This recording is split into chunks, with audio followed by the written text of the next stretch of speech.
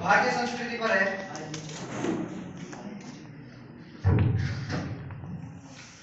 हमारी भारतीय संस्कृति सभी देशों से श्रेष्ठ है।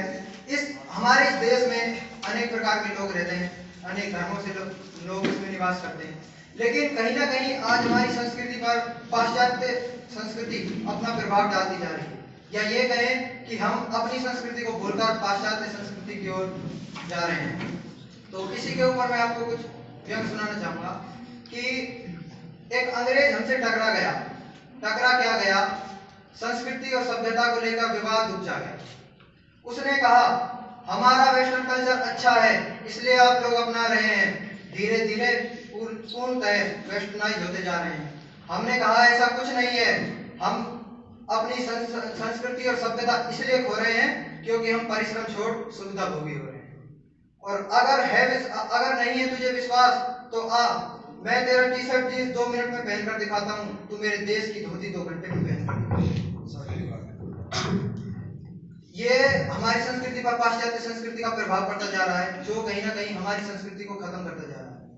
एक व्यंग मुझे याद है, मैं वो सुनाना चाहूंगा कि एक दिन मैं सड़क पर ख्यालों में डूबा हुआ चला जा रहा था, तो मैंने देखा 5 वर्षीय एक बच्चा रोता चला आ रहा था।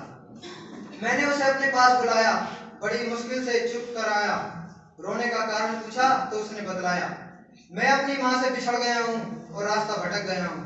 मैंने कहा बेटे तुम अपनी माँ का हाथ पकड़कर चलते तो ना तो तुम बिछड़ते और ना इस प्रकार भटकते।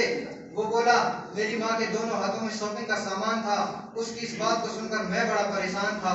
मैंने कहा बेटे अगर हाथ नहीं पकड़ सकते तो माँ की साड़ी का पल्लू ही पकड़ लेते, अरे ना तुम बिछड़ते और ना इस प्रकार भटकते। वो बोला साड़ी होती तो पल्लू पकड़ता ना।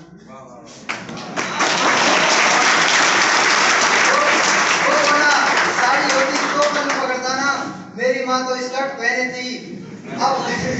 अब भारतीय नारी को पश्चिमी परिधान में देख दुख सहने की बारी मेरी थी।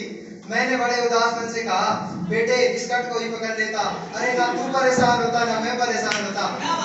वो बोला स्कर्ट भी इतनी ऊंची थी कि मैं उसको उछलकर भी नहीं